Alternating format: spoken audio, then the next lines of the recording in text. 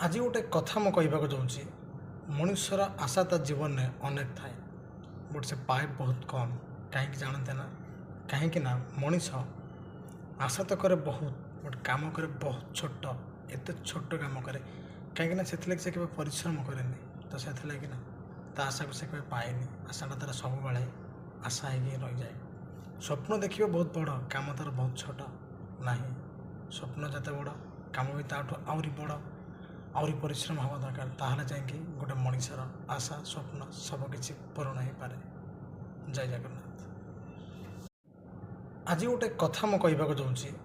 ମଣିଷର ଆଶା ତା ଜୀବନରେ ଅନେକ ଥାଏ, ବଟ୍ ସେ ପାଏ ବହୁତ କମ୍। କାହିଁକି ଜାଣନ୍ତେ ନା? କାହିଁକି ନା ମଣିଷ ଆଶା ତ କରେ ବହୁତ, ବଟ୍ କାମ କରେ ବହୁତ ଛୋଟ।